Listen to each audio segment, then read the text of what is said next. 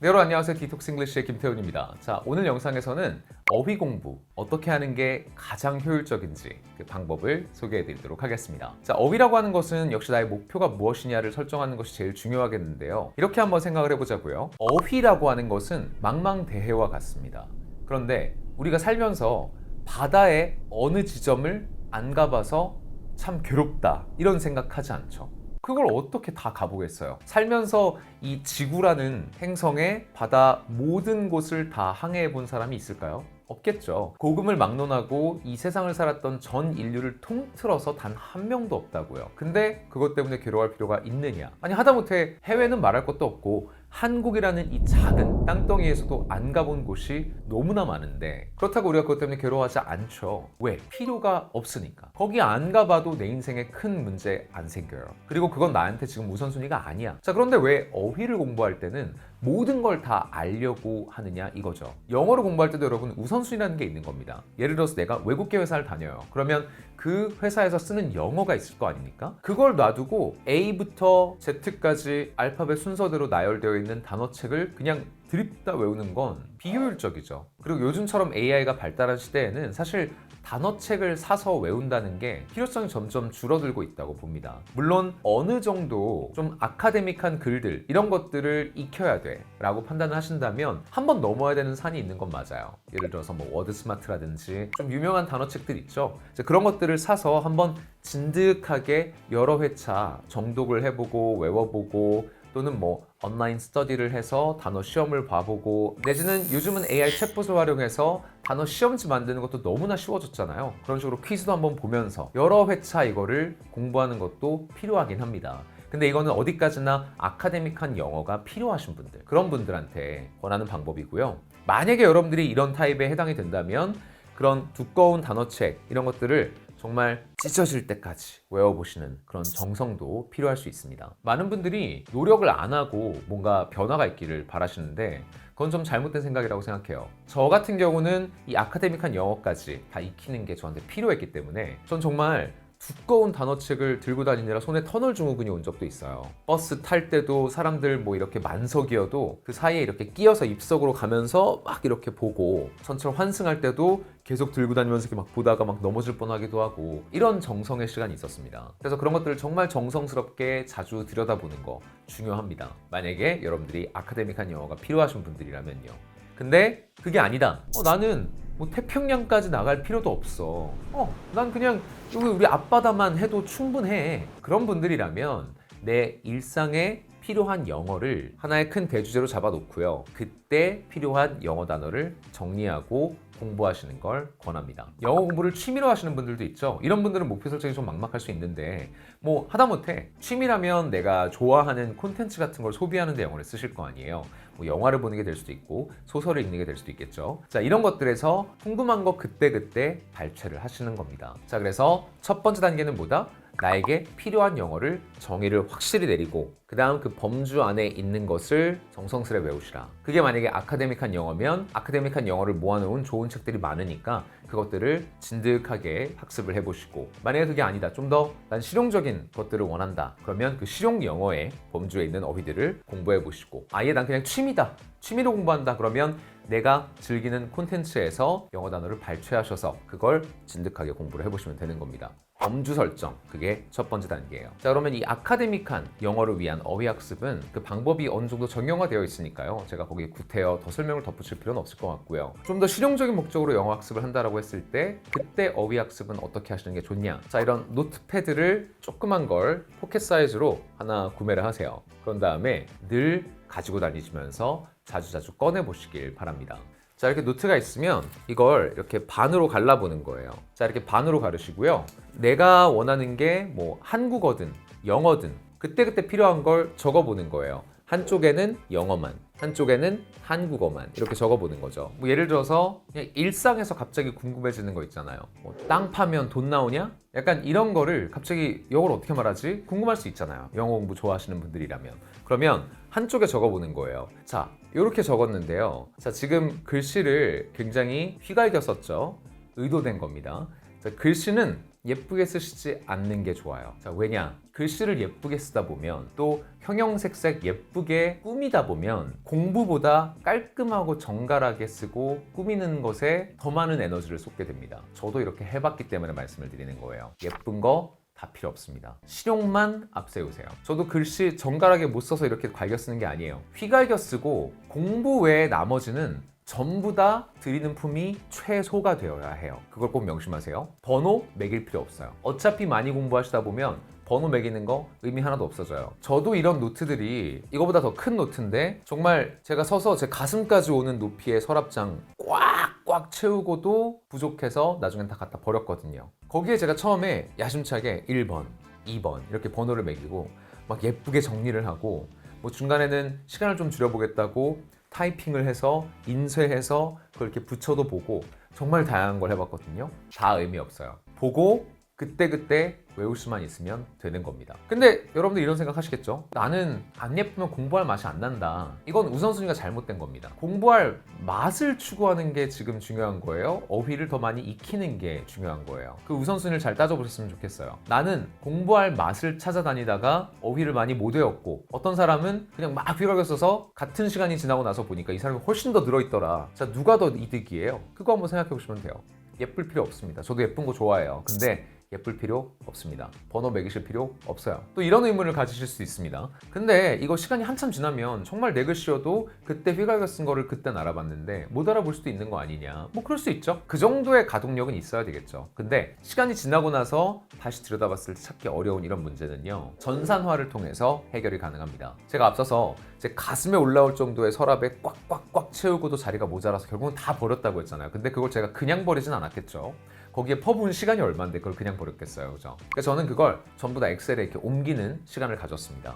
그래서 제 컴퓨터 엑셀 파일을 보시면 섹션별로 어휘를 쫙 전산화를 해놨거든요. 뭐 여러분이 맥을 쓰시면 또 맥에 맞는 소프트웨어를 쓰시면 되는 거고, 자, 이렇게 영어 표현, 정치, 정부, 의료, 건강, 경제, 금융, 무역, 산업 서비스, 외교, 북한 뭐 이런 식으로 이 섹션에 맞게끔 내용들을 다 정리해서 이렇게 엑셀 파일을 만들어 놨습니다. 이거는 제가 아주 오랜 시간 동안 해왔던 작업이고 제 학생분들에게 단어 표현 같은 걸 알려드릴 때도 활용하려고 이제 계속 만들고 있는 그런 파일인데 거의 한 10년 넘게 만들어 온 그런 엑셀 파일이에요. 아마 여러분이 처음에 이 카테고리를 정하라고 하면 도대체 이걸 어떻게 정해야 되지? 그래서 이제 처음에는 어떻게 하시는 거냐면 처음엔 이 영어 표현 섹션에다가 모든 걸 다 때려 넣으세요. 다 때려 넣으시고 그 다음 2차적으로 각각 항목별로 이거를 분류하시면 좋아요. 예를 들어서 월권 행위를 하다 이런 게 있어요. 그러면 이건 정치 섹션으로 가도 괜찮을 것 같은데 그럼 얘를 잘라서 정치 정부 이쪽으로 가서 여기다 붙여주는 거죠. 그렇게 하고 저장 이렇게 해주는 거예요. 자, 이런 식의 단어장을 전산하는 작업을 해주시면 됩니다. 이렇게 만들어진 단어장은요 정말 너무너무나 가치가 있어서 시중에 나와 있는 단어책들 10권을 가져다 줘도 나한테 이 단어장들보다 가치가 있을 수는 없어요. 먼저 일상에서 노트에서 출발하시고요. 언제든지 꺼낼 수 있게 이렇게 작은 사이즈 구매하시면 더 좋아요. 그리고 노트는 물리적으로 내가 가까이 둬야 됩니다. 그래서 가까이 두고 정말 아무 때나 꺼내서 쓸 수 있도록 내가 속주머니에 넣어놨다가 언제든지 빼내서 쓸 수 있게 그렇게 활용하셔야 됩니다. 그래서 일주일 내내 내가 궁금한 거 적고요. 집에 와서 네이버로 찾아보고 야, 뭐 땅 파면 돈이 나오냐? 검색해보는 거죠. 구글에 땅을 파면 돈이 나오냐? 영어로. 자, 그러면 상단에 몇 개 나오죠. Money doesn't grow on trees. 이 말 많이 쓰는 말인데 근데 저처럼 이렇게 이 말 많이 쓴다 바로 알 수도 있지만 여러분들 모를 수도 있잖아요. 그러면 자, 이걸 그대로 복사해서 Youglish라는 웹사이트에 오셔서요. 여기에 그대로 붙여넣기 해보세요. Trees. I mean, our parents used to tell us money doesn't grow on trees, but I'd be like, Mom and Dad, actually, I think it does now. Or they just, boop, they came right in like, oh, money doesn't grow on trees. Yep, you know what? It doesn't. You're right, Dad. On here, and you know, money doesn't grow on trees. If you were a professional musician. 자, 이런 식으로 우리가 알 수가 있죠. 자, 이걸 찾았으면 적어보는 거죠. Money doesn't grow on trees. 자, 이렇게 역시 뭐 예쁘게 쓰지 않아도 좋습니다. 뭐 굳이 여러분이 인덱싱을 하고 싶다면 날짜 정도 쓰세요. 날짜. 역시 휘갈겨서 뭐 이 정도만 써놓고 그러면 내가 저번에 무슨 요일날 영어 공부했으니까 그때 거를 찾으면 이게 나오겠다. 보면 돼요. Money doesn't grow on trees. 자, 자, 그리고 여기서 한 발 더 나아가 볼까요? 우리 AI 시대니까 챗GPT까지 한번 가볼게요. Money doesn't grow on trees 와 유사한 영어 표현을 정리해줘. 자, 그러면 I'm not made of money 뭐 이런 말도 쓴다. 3번에 There's no such thing as a free lunch. 야, 세상에 공짜가 어딨냐 이 말도 많이 씁니다. 자, 그러면 이런 것들을 또 추가로 유글리시에 돌려보고 아, 이런 맥락에서 쓰는구나 파악해본 다음에 단어장에 옮기시는 거예요. 자, 그럼 이제 이런 식으로 정리를 할 수가 있겠죠. 야, 땅을 파면 돈이 나오냐? 자, 그 다음에 뭐 그 외에 기타 비슷한 거. Dreams don't pay the bills. 야, 뭐 꿈만 꾸면 돈은 누가 벌어? 뭐 이런 식으로 또 추가 표현들을 정리해 볼 수 있겠고 챗GPT에서 좀 마음에 드는 거 긁고 올 수 있겠죠. 야, 세상에 공짜가 어디 있어? 자, 이런 식으로 해놓고 또 저장을 하시는 겁니다. 이걸 꾸준히 해 나가시면 돼요. 이 전산화 작업을 해놓고 또 계속 여기에 표현을 누적해 나가면서 여러분들이 쓰시는 겁니다. 자꾸 끄집어내서 짬내서 보시는 거고요. 자, 그럼 여기까지 공부 대상을 정하는 방법과 그것들을 정리해 놓는 방법까지 말씀을 드렸어요. 그럼 이제 외워야 되겠죠. 자, 그럼 어떻게 외우는 게 좋느냐? 어휘를 외우실 땐 무조건 어원으로 외우시는 걸 권해드립니다. 제가 많이 쓰는 웹사이트는 etymallline.com 이라는 웹사이트인데요. 영어로 어원이 etymology예요. etymology. 그래서 etymondline 이런 웹사이트인데요. 자, 여기에 여러분들이 공부하는 단어를 넣으시면 어원이 쫙 정리되어서 나옵니다. 근데 어원을 확인하는 과정이 너무 중요한 게 여러분 한번 이렇게 생각을 해보세요. 어떤 사람이 친미 감정 할 때 친미를 한국어를 외국어로 공부하는 사람이 외웠어요. 근데 반미 이걸 전혀 다른 것처럼 공부를 하고 있어요. 그리고 친일, 반일 이것도 완전 상관없는 것처럼 이 네 단어를 따로따로 외우고 있다고 생각을 해보세요. 얼마나 비효율적입니까? 근데 라틴이라고 하는 게요.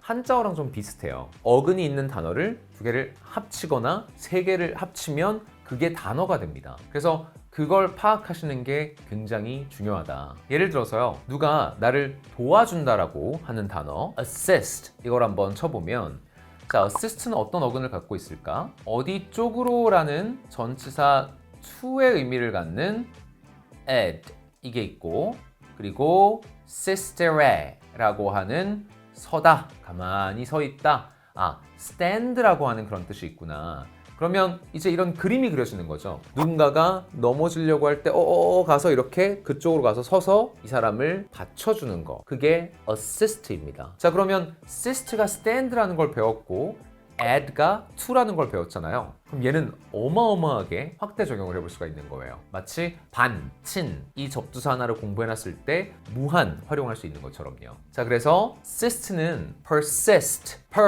계속해서 sist 서 있다. 그래서 지속되다, 고집하다, 변하지 않다, 장기화되다 이런 뜻이 됩니다. 반면에 insist는 안쪽으로 밀고 들어오면서 서 있는 거잖아요. 자, 이런 건 아주 완강하게 주장하다, 뜻을 굽히지 않다 이런 뜻이 되는 거고요. 만약에 내가 resist해요. 그러면 나는 이걸 밀면서 서서 버티고 있는 거니까 저지하다, 저항하다 이런 뜻이 되는 거죠. consist 함께 같이 서 있는 거니까 뭐뭐로 구성되어 있다. consist of 이런 표현들이 나오는 거고요. 그러니까 이 어원들을 분석을 하고 나면 하나만 제대로 공부를 해놔도 나머지 것들은 다 따라오게 되어 있어요. 그래서 이런 것들을 모르고 공부를 하시는 건 너무나 비효율적이다.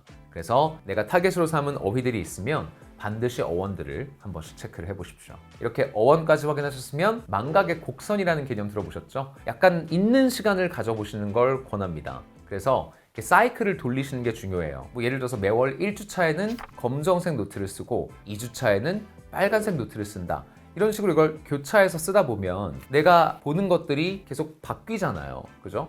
이러면서 약간 망각을 했다가 다시 기억을 되살리고 또 망각을 했다가 다시 기억을 되살리고 이런 식으로 학습을 하실 수가 있습니다. 또는 아예 챗GPT에다가 내가 1주차에 공부한 걸 3주차에 다시 확인할 수 있도록 테스트를 보내줘. 이렇게 할 수도 있겠죠.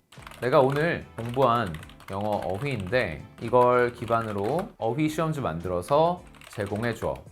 자, 그런 다음 예를 들어 내가 공부한 표현들 이런 회화 표현 뭐 한 10개 정도를 뭐 긁었다고 쳐봐요. 그런 다음 자, 여기 이미지 같은 건 들어갈 필요가 없으니까 자, 이렇게 보내보는 겁니다.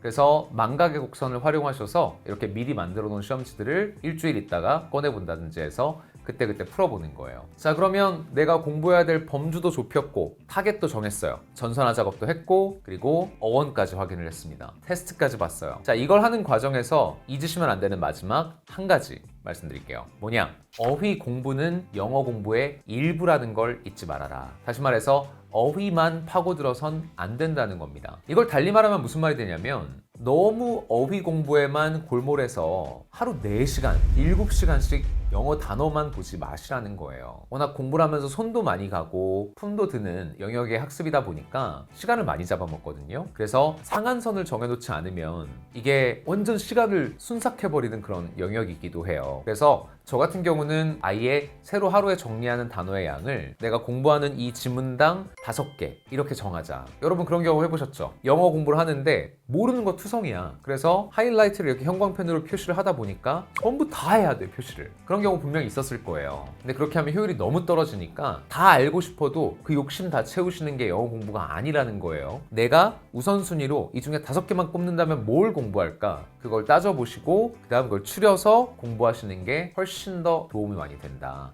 왜냐하면 그렇게 하면서 우리가 이 단어가 정말 나한테 필요할까를 한 번 더 생각해 보게 되거든요. 그리고 무엇을 먼저 해야 될까에 대한 가치 판단을 해보게 되기 때문에 이렇게 해서 추려진 단어를 공부할 때 훨씬 더 알찬 학습이 될 수가 있어요. 그래서 지문당 발췌하는 단어 개수를 정하든 아니면 하루 공부하는 단어 개수의 총량을 정하시든 아니면 어휘 학습에 쓰는 시간의 상한선을 두시든 어휘 공부를 하실 때 상한선을 반드시 두시라는 겁니다. 다음번엔 제가 즐겨 쓰는 영어 사전 그리고 영어 사전 활용법에 대해서 알려드리는 영상 한번 제작을 하도록 하겠습니다. 어휘 공부에 관심이 많으신 분들 기대 많이 해주시고요. www.detoxenglishkorea.com에 오시면 저로부터 직접 영어를 배우실 수 있습니다. 다양한 커리큘럼 준비되어 있으니까 저희 웹사이트 많이 들러봐 주시고요. 오늘 영상 도움이 많이 되셨다면 좋아요, 구독하기 부탁드립니다. 저는 다음 영상에서 또 찾아뵙도록 하겠습니다. 시청해주셔서 감사합니다.